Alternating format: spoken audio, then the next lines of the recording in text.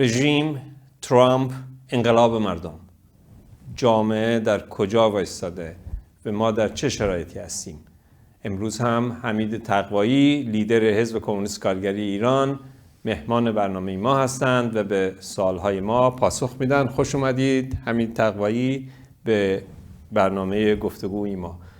ترامپ چیکار میکنه؟ همه جا دارن حرف میزنن ترامپ سیاستش چیه؟ میزنه، نمیزنه، سازش میکنه، سازش نمیکنه، قرارداد میبنده، قرارداد نمیبنده. چجوریه این؟ ببینید خب این روشنه که حرفای ضد نقیض زیادی زده. ترامپ کلا در سیاستاش همیشه این کارو میکنه. بعضی به حساب دیپلماسیش، تاکتیکش و اینکه میخواد دشمن ندونه این چی کار میکنه میذارن. بعضی هم میگن نه این خط عوض میکنه، بستگی به این داره که کی باش مشاوره کرده یا در چه مودی هستی حرفی میزنه. تا اینجا که به این موضوع جمهوری اسلامی مربوط میشه، بعد از این کشتارها خب میگفت که ما جواب میدیم. گفت به مردم شلیک کنید، ما به شما شلیک میکنیم. گفت که کمک در راه هست.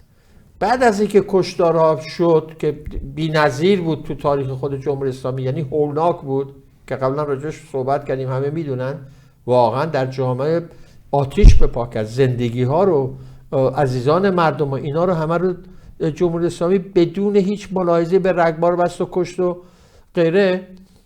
ترامپ گفت که مثل که کشتارها تموم شده و اینا قول دادن دیگه اعدام هم نمی‌کنن. بعد گفت اگر اعدام کنید ما حمله می‌کنیم، یعنی کشتار کنید تبدیل شد به اعدام کنید.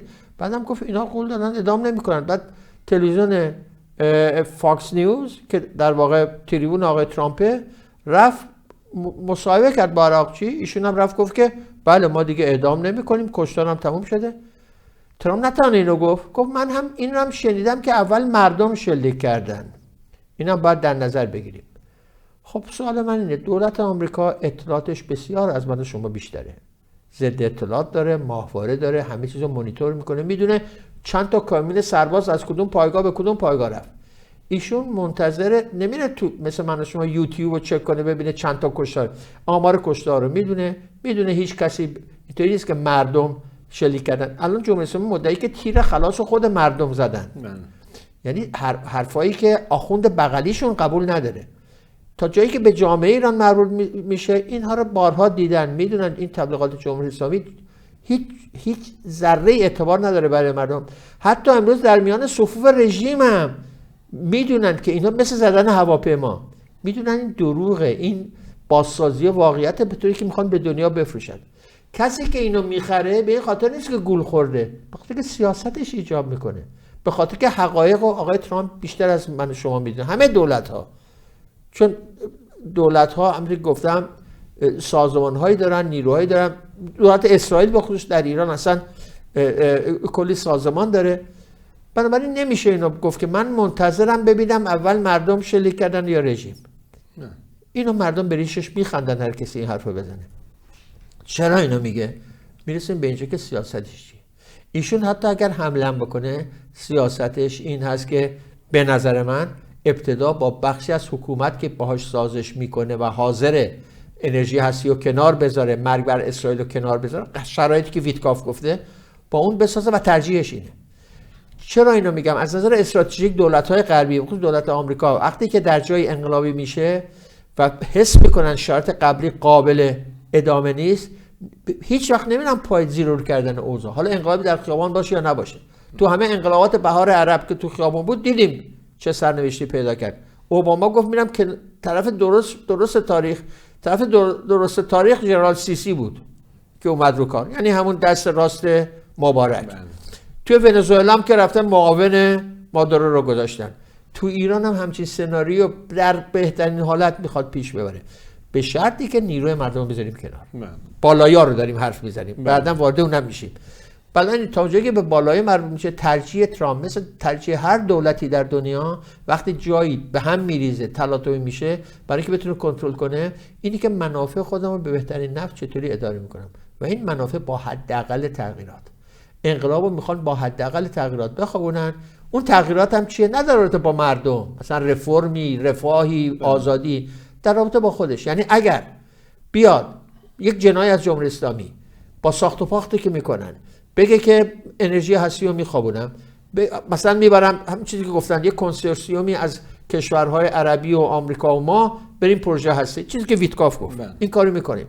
و اگه برنامه موشکی بالستیک اون رو تعطیل میکنیم و اگه حمایت از نیروهای نیابتی رو برمیداریم، ترامپ میگه پیروز شدیم. حالا کی اینو میگه؟ ممکنه موسوی بگه، ممکنه حتی روحانی، نمیدونم، اینا دیگه نمیشه حد زد. و بعد حکومت یک مافیا اقتصادی داره که موقعیت خودش و ثروت خودش و سرمایه خودش اولویتشه.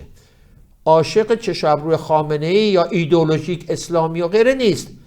اگر تشخیص بده که طریق نقطه عطفی میتونه از خامنه‌ای رد بشه و موقعیت خودش رو حفظ کنه، این کار رو خواهد کرد. ترامپ هم روی این حساب میکنه. بنابراین این که منتظر گزارش هم ببینم مردم اول شلیک کردن یا اینا، یا اینا میگن دیگه اعدام نمیکنم، اینا همه فرم دیپلماتیکه برای اینکه اهداف خودش رو پیش ببره. همین به نفع همین اتفاق نمیتونه بیفته توسط ترامپ روی این خط برن در جمهوری اسلامی. آیا همین خط الان نمیتونه مقبولیت پیدا کنه؟ در مورد بالایا این خط میتونه پیش بره. این یه سناریوی من فکر کنم محتمل‌ترین سناریوی این اتفاقه.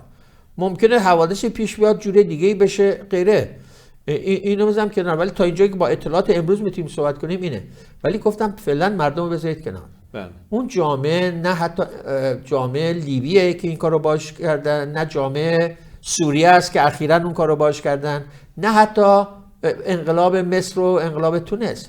این یه انقلابیه با پرچم زن زندگی آزادی پیشروترین صف مردم دنیاست در مقابل هرچه نابرابری، بی‌حقوقی، فقر غیر است. و این مردم منتظرن تا یه ترک بخوره رژیم تا برن تمامش رو از پایه بگیرن. ولی رژیم ترک، میدونم ترک خورد تو این رابطه. نه اون ترک ها رو نمیگم. ترکی که خامنه‌ای بره کنار. حالا یا هست بره قم میشین و غیره، یا کشته میشه، یا هرچی، یا دستگیرش میکنن، هرچی. خامنه‌ای بکنن این جامعه رو دیگه هرکول هم نمیتونه کنترل کنه. ممکنه سناریوی ترامپ باشه این کارو میکنم اون کارو میکنم تا ته میره. ببینید انقلاب 57 درست شبیه این نیست، ولی قوانین و مناسباتی هست که میتونید تعمیم بدید. قوانین انقلاباته. انقلاب 57 که جامعه یک صدم این هم جنبش‌های اعتراضی، زن زندگی آزادی اینا توش نبود، هی خمینی رهبر بود، بهش تزریق کرده بودن.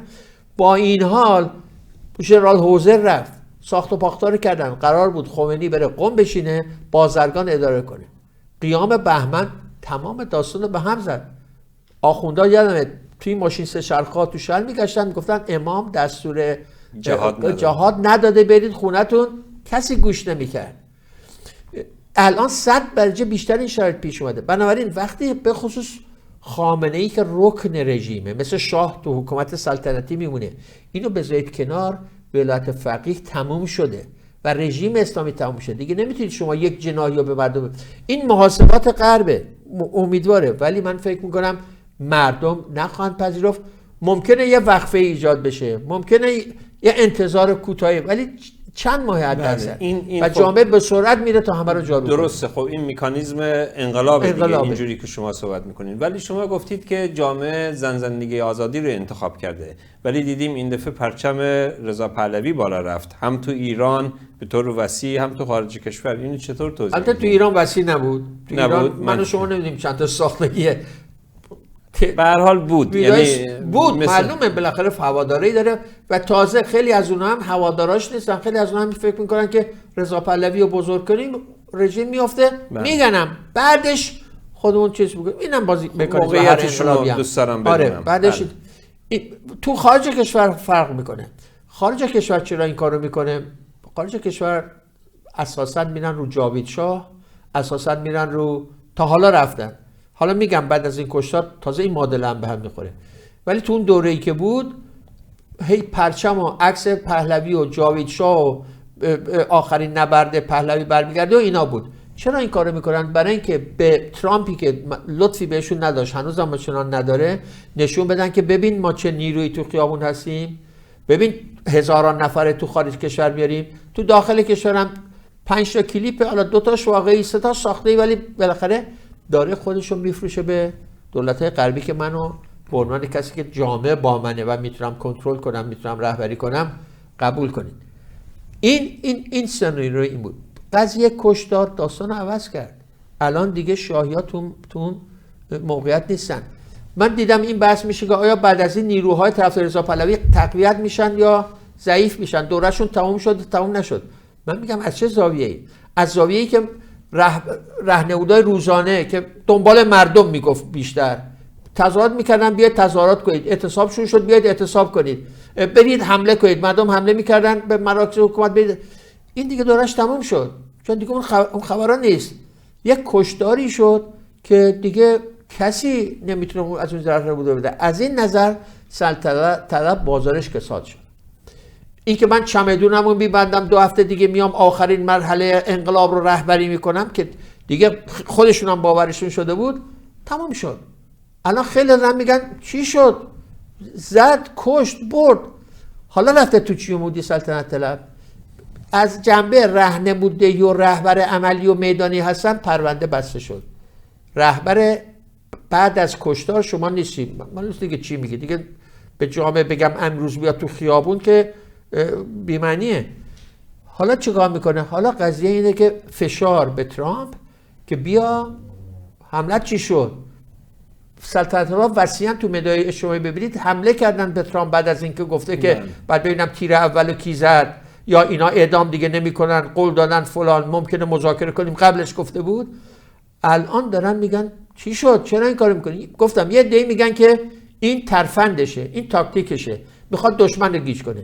یه عده هم میگن نه، خطش عوض شده. میگن تئوریایی هم هست، عربستان، سعودی و امارات تحت فشارش گذاشتن، چون ایشون هم سرمایه‌گذاری گنده‌ای داره، شخصیت تا تو مناطق داره که آقا این کارو نکن، حمله نکن، یا پوتین فلان کرد. بالاخره از این بحث هم هست.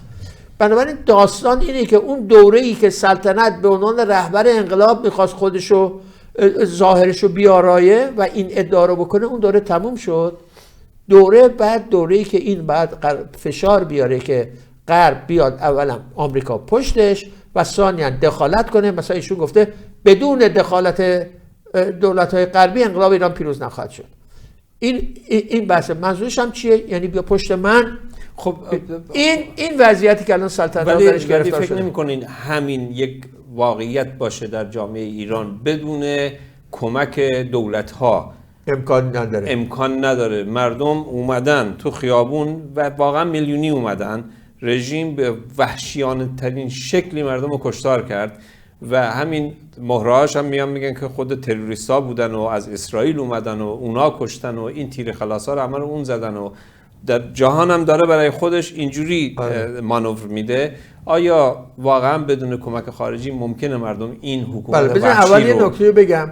مردم میلیونی هنوز نشده بود، هزاران شاید شده بود، ولی صدها هزار نفره نشده بود، چون مکانیزم فرق میکرد. اگر اونطور بود، رژیم رفت سر این کشتار به اصطلاح هولناک و بی سابقه به خاطر که میلیونی نشه.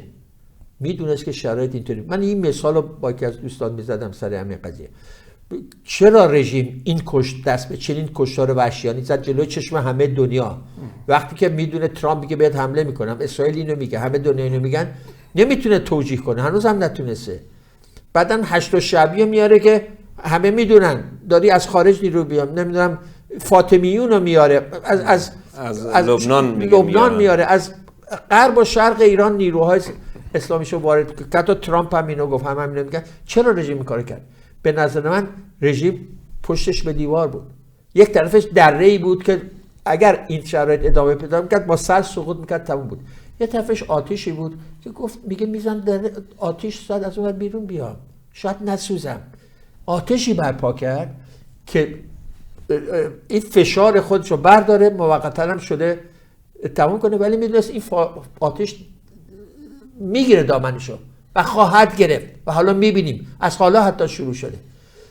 امیدش این بود که مانوری میدم، غرب حتی حمله کنه، اگه خامنه‌ای نزنه سرمو بدزدم باز برمیگردم سر جام.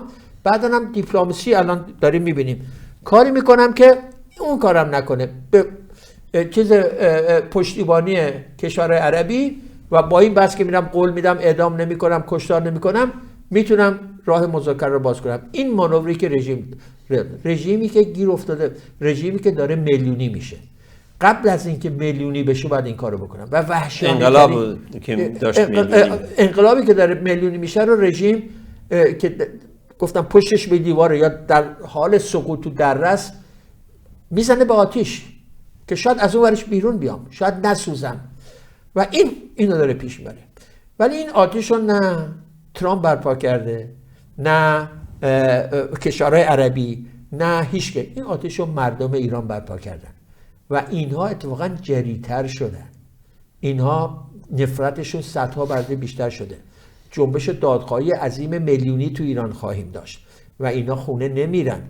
این وضعیت رو مردم تعیین کردن، تا حالا مردم هم تعیین خواهند کرد. حالا برم سر این صحبت که بدون کمک خارجی میشه. این سوال از من کردن، من جوابم این بود که تا به چی بگیم کمک خارجی؟ ما میگیم بله جمهوری اسلامی باید در جهان بایکوت بشه.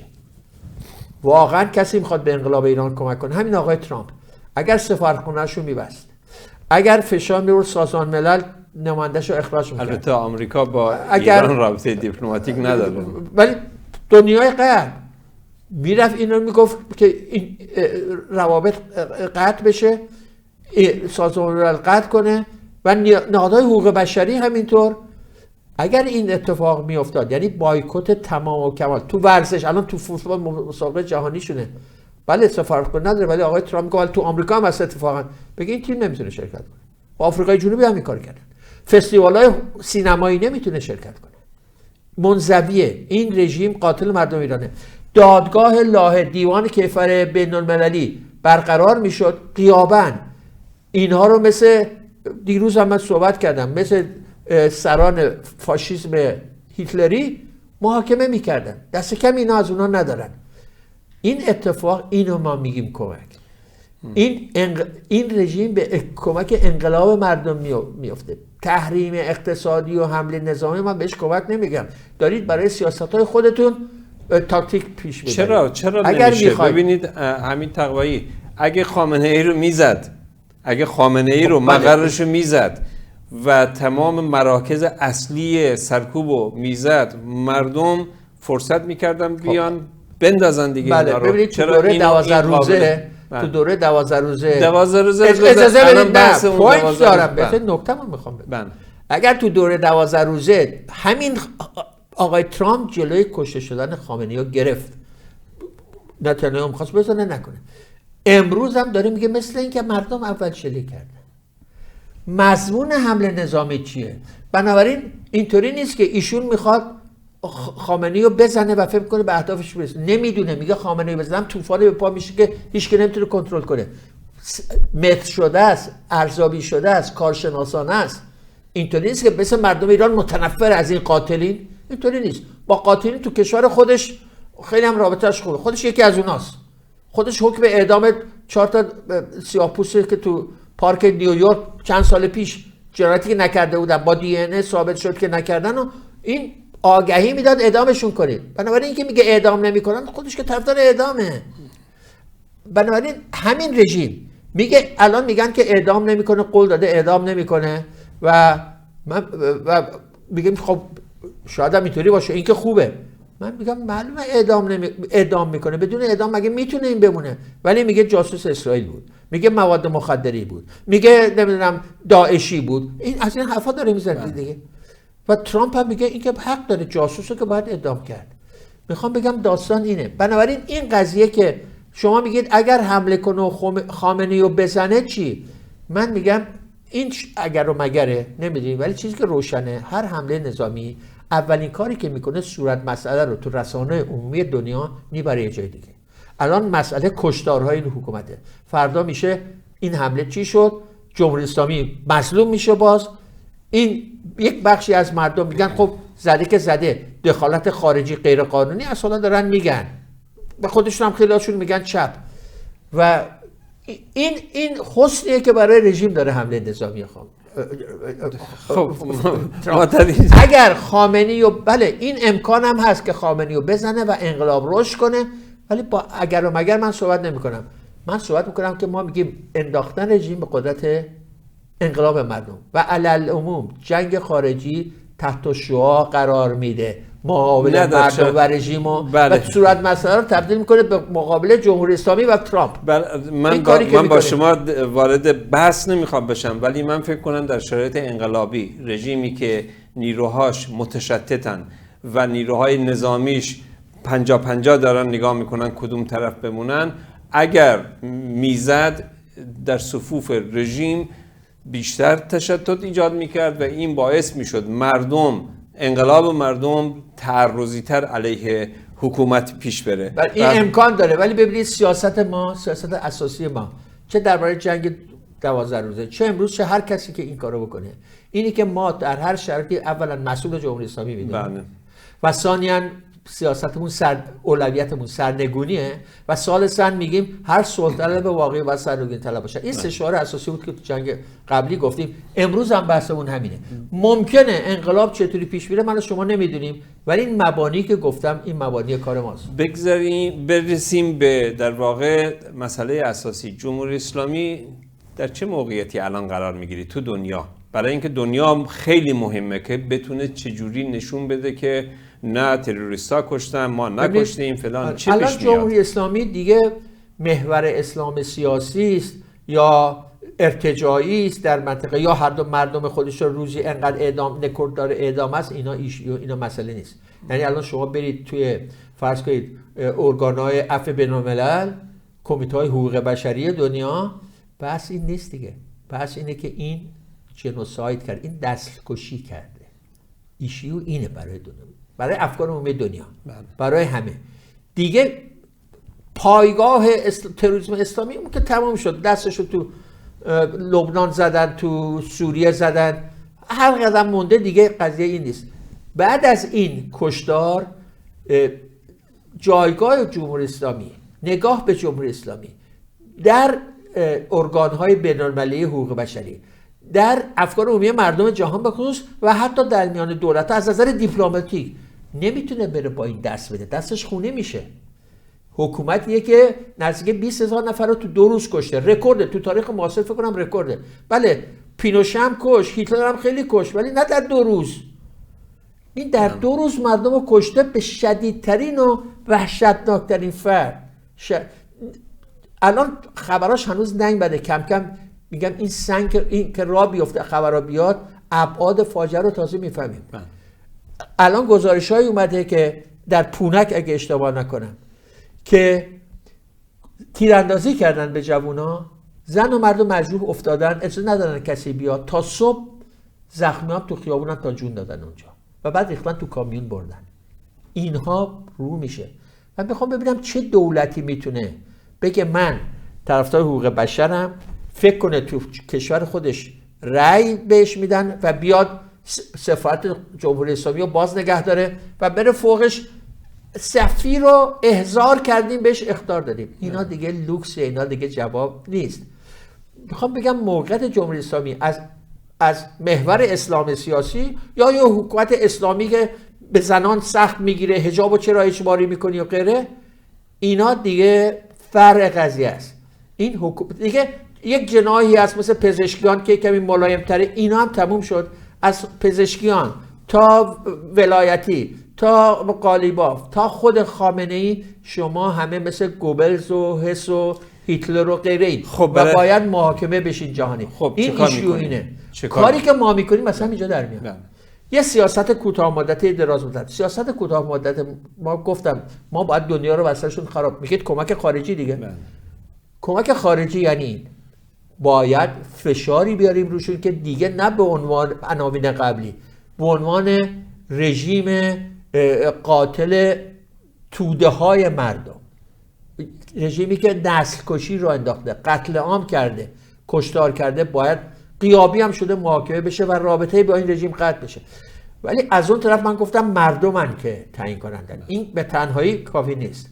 ممکنه این بره ارتجاعی تر از خودش بیاد. مسئله اینه که اگر این اتفاق بیفته، این بیشترین افق رو میده به مردم که آره دنیای متمدن رو ما آوردیم پشت خودمون، مثل آپارتاید نژادی در آفریقای جنوبی که ANC این کارو کرد، آوردیم پشت خودمون و بنابراین مردم متحرزتر، قویتر، متحدتر میان تا زیر همه حکومت بزنن.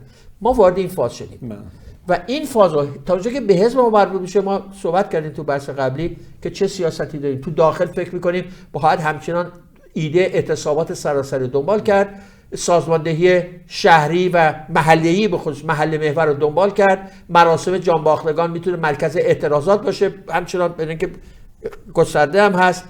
جوونا، دانشگاه‌ها، کارگرها، حتی فقط اعتصاب بازاریا نه، تمام اقشار اینا رو باید پیش برد. این شوک و بهت میگذره، این شوک میگذره. همه اینا بر محوری چی؟ بر این محور که با یک رژیمی از سر تا ته شد، از کابینه پزشکیان تا بیت رهبری قاتل مردم ایران نسل کشی کردن، باید محاکمه بشن و باید به سزای اعمالشون برسن.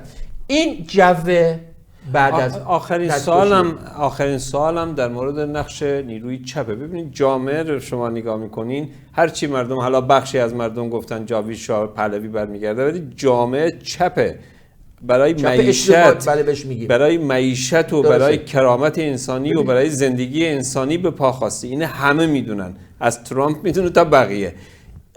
الان موقعیت چپ توی این شرایط حساس شما چه میبینید؟ ما همیشه تفکیک کردیم چپ اجتماعی، چپ متعصب یا متشکل. چپ اجتماعی معلومه بسیار قویه، به خاطر که اولا نفس انقلاب مطرحه. سناریو دست راست میدادید که رفراندوم و رژیم چنج و غیره بود، انقلاب اصلا ایدئولوژیک باش بده، چون میگه پوپولیسم انقلاب، میگه خشونت انقلاب، هرج و مرج. هنوز هم این فکر رو میکنه. نفس این که از انقلاب صحبت میکنیم، نفس این که این انقلاب پرچمش از زن زندگی آزادی، پرچمش این نیست مرد میهن آبادی، پرچمش از زن زندگی آزادی. و درست شعار خیابانی نیست، ولی شناسنامه جنبش در ایران شده. من تو مسابقه قبلی هم گفتم ارتجاعی ترین نیروی دنیا آدم کشترین جمهوری اسلامی در مقابل پیشروترین مردم دنیا، پیشروترین خیزش امروز به جرأت 100% میشه گفت که پیشروترین جنبش در قرن 21 در ایران امروز داره اتفاق میفته. نه بهار عرب اینطوری بود، نه هیچ تحول دیگه ای. مردم بعدن گفتن زن زندگی آزادی، به طوری که دنیا رو با خودشون یکی کردن. متمدن مردم دنیا گفتن مردم ایران از اون متمدن‌ترن. زنان دنیا بهش اقتدا کردن، موهاشون رو تو پارلمان بریدن. از نظر چپه، ولی چپ متعصب متاسفانه باید بگم یک بخششون که بخش بیشترشون هم هستن باز متاسفانه، در این میان حملهشون رو گذاشتن رو امپریالیسم، رو آمریکا، رو غرب. گفتن اونی که موش و قیچی میکنه داره سناریو سازی میکنه، داره خودشو مطرح میکنه که سیاست ارتجاعی خودشو پیش بره. دولت کانادا تو همون دوره 1401 رفت سپاه پاسداران رو تروریست اعلام کرد، گفتن که این دولت امپریالیستیه، کسی که به ترامپ انقدر کمک کرده و غیره، به امپریالیسم آمریکا. وقتی که پوتین به اوکراین حمله کرد گفتن که این تقصیر ناتو اینجا آمریکا رو محکوم کردن. وقتی یحیی سینوار را زدن گفتن چگواراست. یحیی سینوار رهبر حماس تروریست اسلامی، گفتن این چگواراست. این یه نوع چپه که معلومه این چپ کاری به دنیا نداره. تو همین اواخر بعد از این کشتار اطلاعیه دادن با تیتر درشت یکی از این چپا، نه به تحریم اقتصادی، نه به حمله نظامی، نه به کشتار مردم چی شد، نه به جمهوری اسلامی چی شد. الان موقعی میگم به سیاست پاش رو زمین نیست، تو اوهام ایدئولوژیک خودشه. هر کاریش کنید علیه آمریکاست. پوتین حمله میکنه به یک کشوری علیه آمریکاست، اسلامی ها حمله میکنن علیه اسرائیل. خب تکلیف چی میشه؟ به اینا میگیم چی؟ به اینا میگیم چپ محور مقاومتی بهشون میگن. تو همه دوره حزب ما داره خلاف جریان این چپ حرکت میکنه و چپ اجتماعی اصلا این داره از خودش نمیدونه. چپ اجتماعی یعنی اون شخصیت ها، اون نهادها، اون ارگان هایی که اون منشور 20 ماده‌ای رو دادن، کلی فراخوانایی دادن تو بازنشستا، تو معلمات، تو کارگرا، تو زنان، تو دانشگاه، با این چپ قرابتی نداره. اگه میداشت که باید میرفت خونه. این چپ خونه نشینه، به خاطر اینکه همه چیز بورژواییه، همه چیز نجسه، همه چیز نمیشه بهش دست زد. بنابراین یه تصوری از مبارزه داره، اون جایی که دشمن هست من حاضر نمیشه، میخواد فرش قرمز واسش پخت کنن. الان بحث اساسی میدم این نکته‌ای که من بارها گفتم و تم بحثم، ولی میخوام بگم چپ متعصب چپیه که بتونه از هر حرکتی هدف سرنگونی این جنایتکارا رو گم نکنه. به ایران حمله نظامی میشه، باهاش مذاکره میکنن، رضا پهلوی رو علم میکنن، هر کاری میکنن، گم نکنه. هدفش نشه رضا پهلوی، هدفش نشه ترامپ، هدفش نشه اسرائیل. تا وقتی این رژیم هست تمام نیروی مردم رو باید متحد کنه برای انداختن این حکومت. این سیاستی که ما داریم، جنگ بشه یا نشه، صلح بشه یا نشه. یه سوال آخر کوتاه لطفاً جواب بدید. آیا حزب کمونیست کارگری این چپ اجتماعی رو میتونه سازمان بده به اون هدفی که شما میخواین پیش بره؟ تا حالا کردیم، خیلی سازمان دادیم. منتها معلومه رو نیست، من نمیدونم اینجا آمار به شما بدم. درست. ولی فکر میکنید وقتی یک اطلاعی مثل منشور 20 تشکل در میاد و دوست و دشمن میگن مال حزبه که حزب اون رو ننوشته، این به چه خاطره؟ وقتی فکر میکنید که راهپیمایی‌های 3000 نفر و 5000 نفره کارگران پالایشگاه چیز شروع میشه، پارس جنوبی شروع میشه، این خود به خودیه؟ از آسمون اومده؟ وقتی پیشروترین منشور رو زنان پیشرو میدن، وقتی جنبش حجاب بی حجابی شکل رو پیروز میشه، فکر کنید فعالیت‌های چند ده ساله ما علیه حجاب، آتش زدن حجاب ما در غرب گم شده؟ تأثیر نداشته؟ نمیگم این فعالین میگن ما حزبیم، ولی شما گرمای یک بخاری هم لازم نیست بخاری رو ببینید، گرماشو حس میکنید. این بخاری گرماشو داده و اجتماع اینو دیده. ما خودمون رو کاملا در هم بافته با جنبش های علیه حجاب، علیه اعدام، علیه فقر و فساد، شوراهای اعتراضی نفت و غیره و غیره میبینیم. بله بعد خیلی بیشتر شه، بعد بیشتر کار کنیم، ولی این موقعیت حزب ماست تو جامعه. خیلی ممنون حمید تقوایی که با ما بودین. متشکرم. بینندگان عزیز، شما شاهد برنامه گفتگو در تلویزیون کانال جدید بودید و لیدر حزب کمونیست کارگری حمید تقوایی به سوالهای ما پاسخ دادند. اگر راهی وجود داشته باشه که سوالاتتون رو به ما برسونید، ما حتما در برنامه‌های متفاوتی به اونها پاسخ میدیم. پیروزی از آن ماست. زنده باد انقلاب مردم علیه حکومت اسلامی.